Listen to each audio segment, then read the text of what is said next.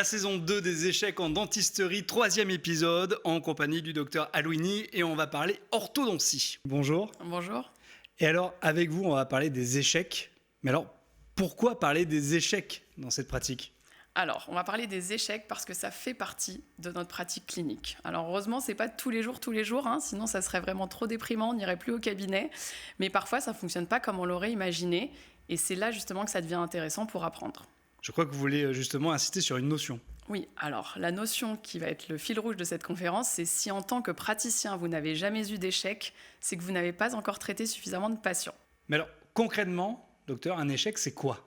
Alors, un échec, il y a différents types. Ça peut être par exemple un objectif de traitement qu'on n'aurait pas atteint. Ça peut aussi être une insatisfaction, qu'elle soit de la part du praticien ou du patient. Ça peut être des effets indésirables d'un traitement. Ça peut être aussi un conflit avec le patient ou encore un regret de la part du praticien ou du patient. On peut classer les échecs selon 5 grandes catégories, on va dire. Il y a les échecs qui sont d'ordre biologique, il y a les échecs mécaniques, qui peuvent aussi être d'ordre esthétique, fonctionnel ou encore relationnel. Parmi les échecs biologiques, déjà, en orthodontie, on peut citer ça. On s'imagine toujours que l'orthodontie, c'est au début du gradient thérapeutique, c'est très peu invasif. On se dit, bon, elle est orthodontiste, elle va nous parler d'échecs. On se demande vraiment ce qu'elle va nous montrer. Mais là, quand je parle de résorption radiculaire induite par l'orthodontie, tout le monde en a déjà vu. On peut aussi parler de ça. Là, ce sont des leucomes induits par un appareil orthodontique lié à une mauvaise hygiène bucco-dentaire. On a quand même abîmé l'émail de manière permanente. Et on peut aussi parler des récessions gingivales induites par des déplacements orthodontiques. On est d'accord que la question qu'il faut se poser, c'est comprendre en fait pourquoi ces échecs. Exactement. C'est là que ça devient intéressant. Pourquoi c'est raté ? Alors on va distinguer ça en 3 principales causes d'échec. Numéro 1, je ne sais pas faire. Je ne sais pas faire, ça veut dire que je n'ai pas les compétences techniques pour traiter un patient de cette complexité. Bon, si on ne sait pas faire, il va falloir se former, il va falloir apprendre. Dans notre domaine, ce n'est vraiment pas les formations qui manquent. On peut avoir la situation où mon patient ne veut pas. Ça, en orthodontie, on connaît bien parce que nous, on a besoin vraiment de patients coopérants. S'ils ne le sont pas, ça va être un traitement raté, ça va être très difficile de réussir. Et enfin, c'est pas de ma faute, c'est mon cerveau.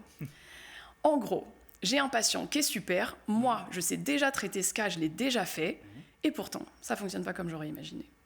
Et là, c'est hyper intéressant, on va le voir. Alors, on commence par la partie « mon patient ne veut pas ». Pour illustrer ça, on va prendre mon petit patient, Mathis, 11 ans.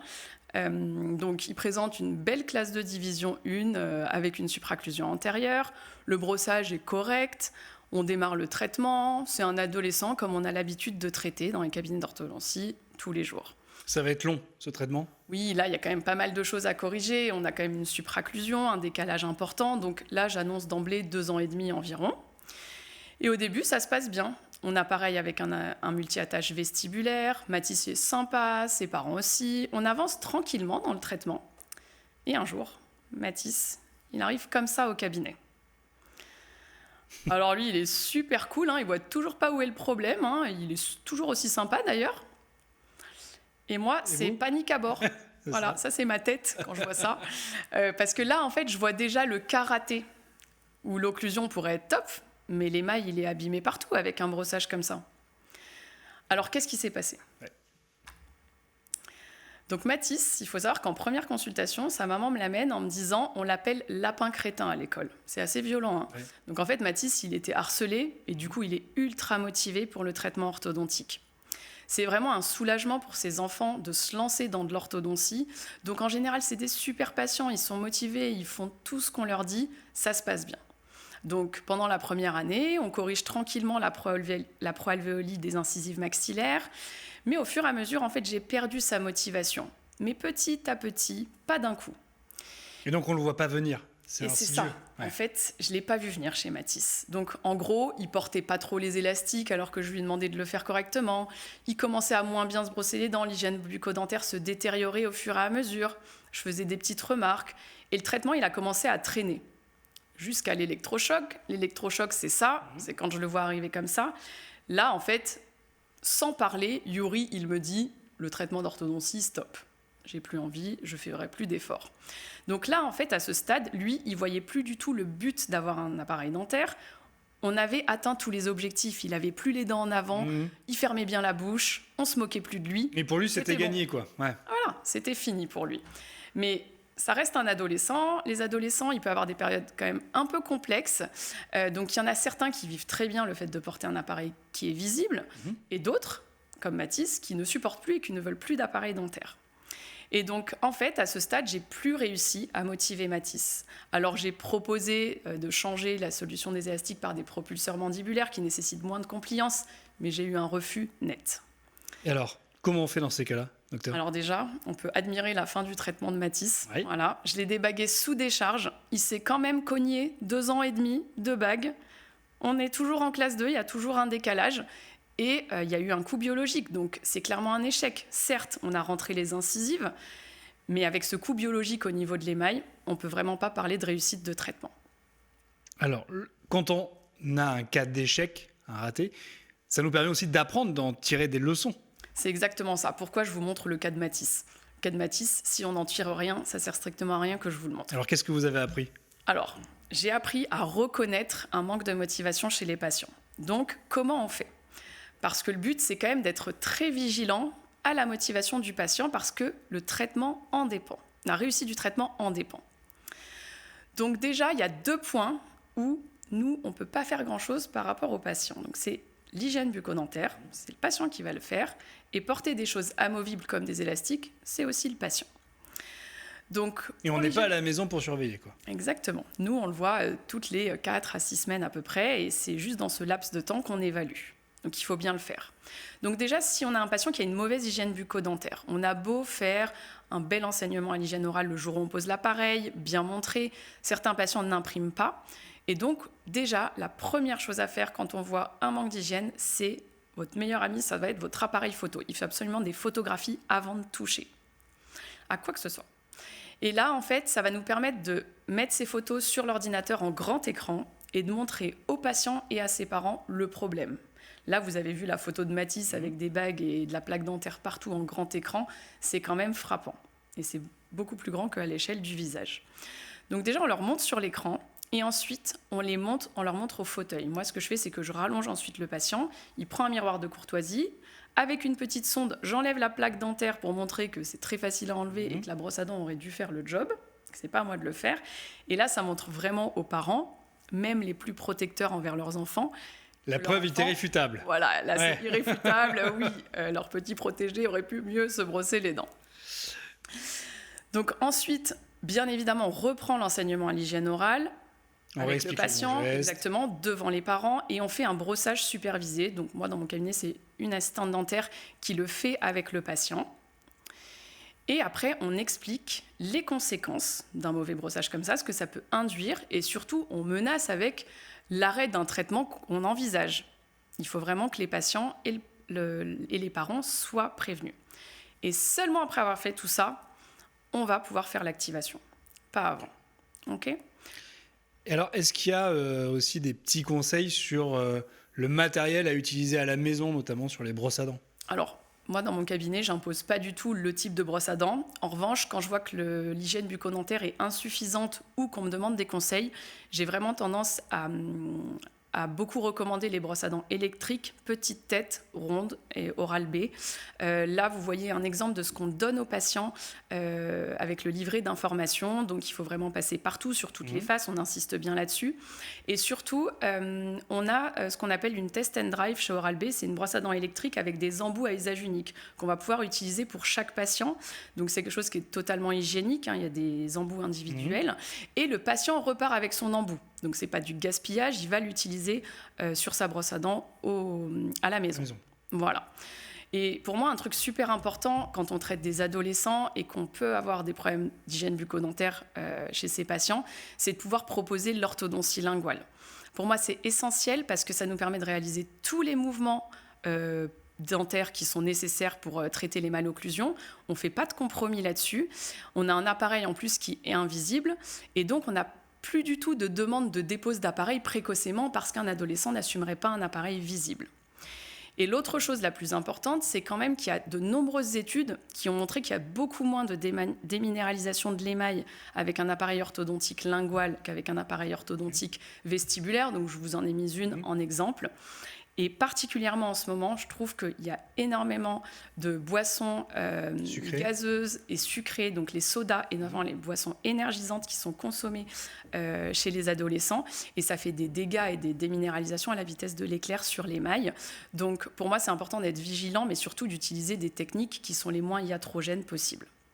Et d'ailleurs, dans mon cabinet, on propose l'orthodontie linguale à tous les patients. Est-ce qu'il y a aussi une autre situation fréquente que vous constatez dans votre cabinet? Et oui, donc là on en a parlé, on a besoin de compliance à un autre moment que l'hygiène bucco-dentaire, c'est le port des élastiques notamment. Les élastiques, on en porte énormément pendant les traitements, et donc s'ils sont pas portés, eh bien le traitement traîne et on finit par débaguer en classe 2 comme j'ai fait avec Matisse. Donc déjà la clé encore pour pouvoir faire face à un manque de motivation face au port des élastiques, c'est déjà de faire des photos. Donc c'est toujours, votre meilleur ami, c'est toujours l'appareil photo. Le même réflexe. Exactement, c'est le même réflexe qu'avec le mauvaise hygiène bucco-dentaire. Les photos sont obligatoires le jour où on demande aux patients de commencer à porter des élastiques. Pour ça, il faut que les photos soient bien faites. Il faut des photos de bonne qualité. Pour ça, il faut qu'elles soient orthogonales aux canines et qu'on puisse lire la classe d'angle. Si elles ne sont pas reproductibles et qu'on n'arrive pas à lire la classe d'angle, si on a une mauvaise qualité en fait, de photos, on va avoir une mauvaise prise en charge. Donc on fait toujours des photos reproductibles. Si jamais, au premier rendez-vous, après avoir demandé de porter les élastiques, on voit qu'il n'y a pas du tout de progrès par rapport aux photos qu'on avait prises la dernière fois. On a droit à un joker ou pas, voilà. docteur? Ouais, faut quand même être gentil. C'est ça, ouais. On laisse une chance, ça arrive à tout le monde. Donc on réexplique l'intérêt, on remotive et on laisse une chance. Si, encore une fois, au bout de la deuxième séance, on voit qu'il n'y a pas du tout de progrès, c'est là qu'il faut réagir parce qu'on a vite fait de laisser traîner les traitements parce que quand vous demandez au patient « Est-ce que tu portes bien tes élastiques ?» « Oui, je les porte. » Et après, si vous creusez un peu plus, vous vous rendez compte que ce n'est pas porté forcément tous les jours et tout le temps comme vous l'avez préconisé.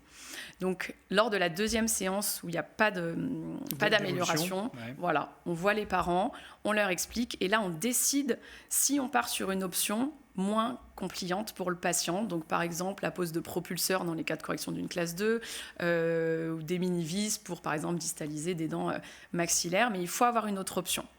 Et pour ça, maintenant, lors du rendez-vous de bilan, lors duquel j'explique le plan de traitement, je prévois tout le temps un plan B où il y a besoin de moins de compliance, ce que je ne faisais pas forcément avant. Donc, on a appris Voilà, j'ai appris des erreurs chez Matisse, notamment.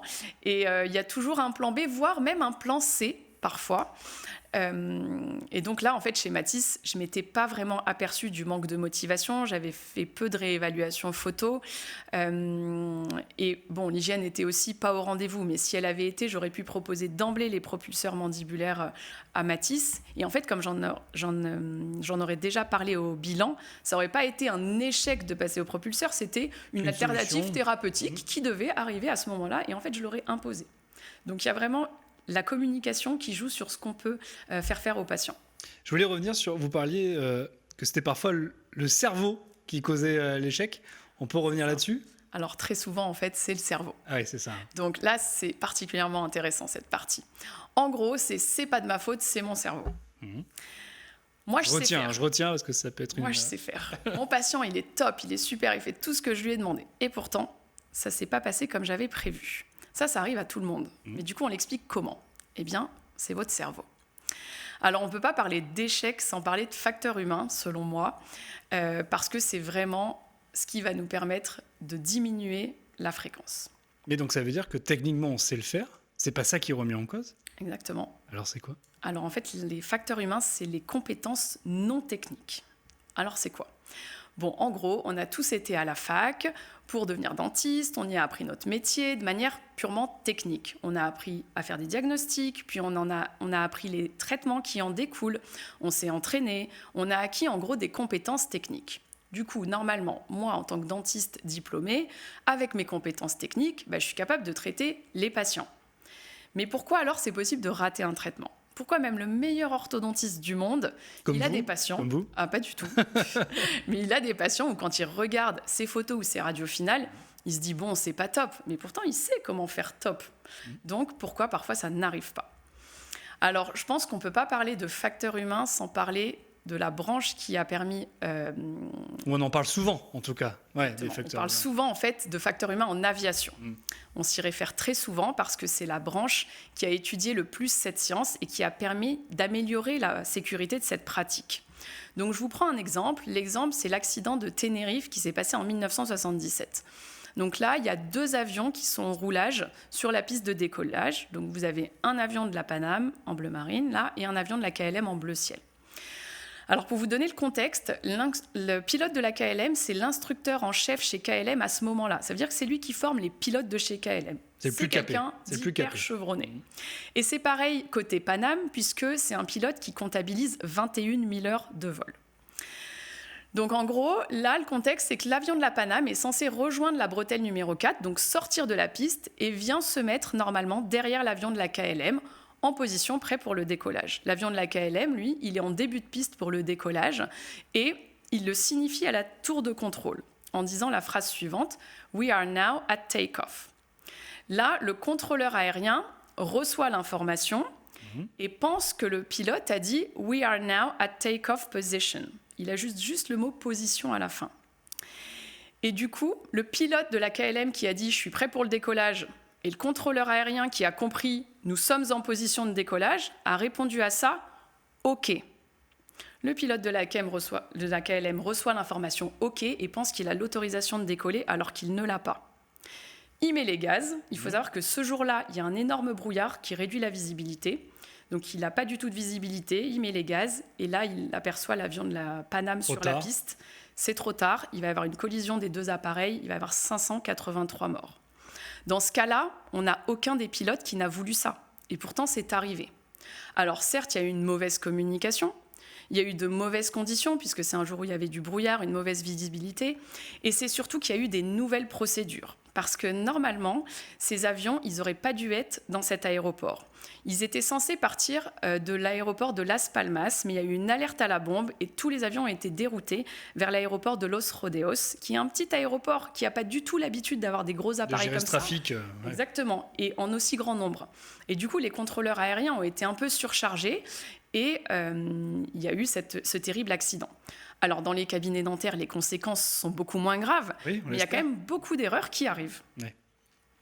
Alors, il faut savoir que le cerveau fait 4 à 6 erreurs par heure. C'est une moyenne. C'est un fait. Oui, c'est une fourchette, mais c'est un fait. L'erreur, c'est quoi? C'est quand il y a une divergence non intentionnelle, ce n'est pas voulu, et non répétitive, entre l'intention et le résultat.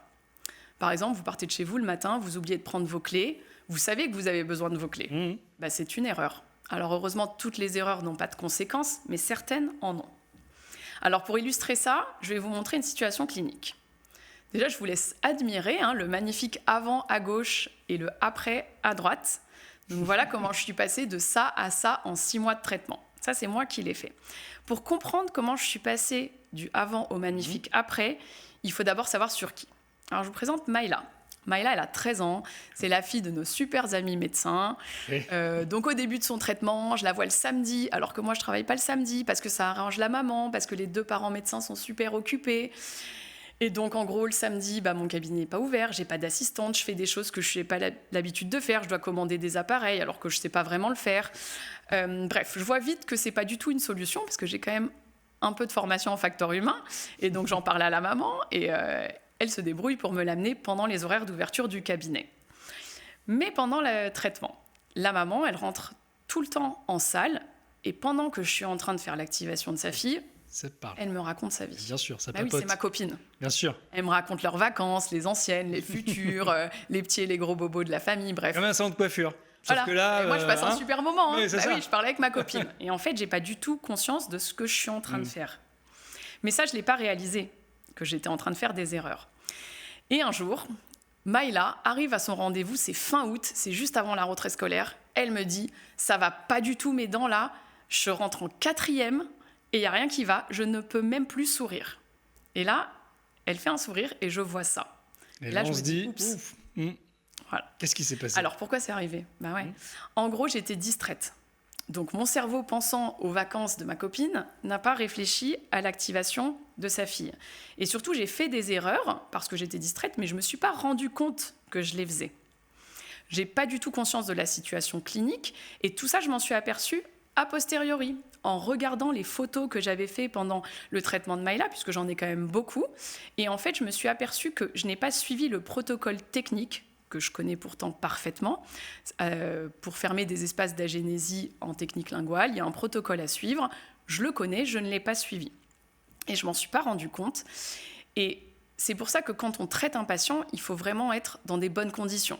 Quand on est au cabinet, je ne discute pas avec mon assistante pour savoir ce qu'elle a fait le week-end pendant les soins. On échange seulement sur le soin en cours avec un vocabulaire adapté. Pour revenir sur l'image de l'aviation, c'est un peu comme au moment du décollage dans le cockpit. Porte fermée. Oui, alors ça, c'est déjà une notion, notion d'après. Voilà, exactement. C'est ce qu'on appelle le cockpit stérile. En gros, pendant les phases un peu critiques en aviation, le décollage, l'atterrissage, on n'interrompt pas les pilotes. Il faut qu'ils soient pleinement concentrés. Donc, il y a 0 interruption, une concentration maximale. Et là, ça va leur permettre de suivre des protocoles, des checklists. Il y a d'autres choses aussi pour éviter les erreurs en facteur humain. Donc déjà, il faut avoir des protocoles clairs et que l'équipe les connaisse. Parce qu'avoir une équipe, c'est vraiment un bouclier, ça protège des erreurs. Je vous donne un exemple. Mes assistantes connaissent parfaitement les protocoles de collage sur tous les substrats. Donc, quand on démarre un collage, j'annonce à voix haute là où j'ai un substrat différent. Je dis par exemple couronne céramique sur 16. Si jamais par inadvertance, parce que mon cerveau il est plutôt en train de penser aux vacances, je sors le mordançage, donc orthophosphorique, l'acide orthophosphorique pour l'etching. Là, mon assistante va me tendre l'acide fluorhydrique, du style, là, pour la céramique, c'est peut-être mieux. Oui, c'est mieux, merci. Elle m'a évité une erreur et un décollement programmé. Donc ça, c'est très important d'avoir des protocoles qui sont connus par toute l'équipe. Ensuite, on peut aussi utiliser les checklists pour diminuer les erreurs. Ça s'utilise quand on a des tâches répétitives. C'est important de suivre une checklist qui est claire, qui est brève et qui est très facile à remplir. Donc les grandes notions pour réaliser une checklist, c'est d'avoir 10 éléments maximum. Ils doivent être classés par ordre d'importance, ils doivent être énoncés clairement sans ambiguïté, ça veut dire que n'importe qui dans le cabinet doit être capable de les comprendre. Et bien évidemment, elles doivent être évolutives selon nos besoins. Et on peut les décliner au secrétariat, en clinique ou autre. Et tout ça, ça permet aussi d'accumuler des erreurs, en fait. C'est ça ? Alors, les erreurs, on va forcément les faire. Ouais. Mais tout ça, c'est des clés pour s'en protéger. Le protocole, les checklists, la communication sécurisée, l'équipe. Et il y a aussi quelque chose qui est très fort pour protéger des erreurs, c'est le partage des erreurs. En fait, le partage des erreurs, c'est vraiment une notion essentielle, parce qu'une erreur qui n'est pas partagée va être répétée par vos confrères, par vos consoeurs, et une erreur qui est partagée va faire progresser tout le monde. On apprend des erreurs des autres. Donc là, on invite tout le monde à faire, par exemple, des staffs où on montre ces cas d'échecs et les erreurs faites au cabinet, parce que ça va permettre de faire progresser les autres. Il y a aussi le groupe WhatsApp, c'est beaucoup plus simple. Ouais. Vous sélectionnez des confrères et des consoeurs qui sont des amis, qui sont bienveillants et en qui vous avez confiance. Qui ne jugent pas. Voilà. Et vous pouvez leur faire part de tout ça et c'est vraiment très, très riche d'enseignements. Et est-ce qu'on peut se dire que, en fait, aussi l'erreur est humaine et que ça va arriver à tout le monde d'en faire ? Ah bah ça, c'est clair. C'est le roi des facteurs humains qui dit ça. C'est Franck Renouard. Pour moi, c'est vraiment le big boss. Et il dit, t'as beau être le meilleur, un jour, ça va t'arriver. Oui, c'est sûr. Voilà. Et alors, je reviens sur une notion importante que vous évoquiez, c'est l'équipe, l'entourage. Exactement, surtout en facteur humain. Donc là, je vous présente l'équipe pionnière déjà qui m'a permis de me former. Franck Renouard, Christine Muller et Florence Roussari. Et sur la photo que vous voyez à gauche, c'est lorsqu'on a fait le pré-congrès du Collège européen d'orthodontie à Arcachon en 2024. On a fait 3h30 de conférence sur comment rater son traitement d'orthodontie de l'adulte. Et donc pour dire que c'est vraiment un sujet qui passionne de plus en plus. Et après, vous avez le reste de mes amis orthodontiques et facteurs humains. Parce que comme on l'a vu, une des clés dans les facteurs humains, c'est de partager ses erreurs. Et on en partage toutes les semaines. Et du coup, moi, je vous invite à partager avec vos collègues et vos amis en qui vous avez confiance parce que ça va permettre de nous faire progresser. On va augmenter la sécurité de notre pratique. S'il y avait un tips à retenir ou à donner, ce serait lequel ? S'il y avait un tips à donner, pour moi, c'est vraiment de se former au facteur humain. Avec Franck Renoir, Christine Muller, Florence Roussari, ils font des formations pour. Pour moi, c'est la vraie révolution en médecine et ça nous touche, nous, particulièrement, dentistes. Et alors, en cas de mauvaise communication, si on reprend l'image de l'aviation entre le cockpit et la tour de contrôle, comment on gère cette communication, cette erreur de communication ? Alors là, c'est une nouvelle notion qu'on peut introduire, c'est ce qu'on appelle la communication sécurisée. En fait, quand on communique avec son équipe, il faut utiliser un vocabulaire clair, standardisé, toujours les mêmes mots, connus de toute l'équipe, avec une confirmation. Vous dites quelque chose à votre assistante, elle le répète, et surtout au moment opportun. On ne donne pas une info alors que votre assistante, elle est occupée sur un truc hyper important qui n'a rien à voir.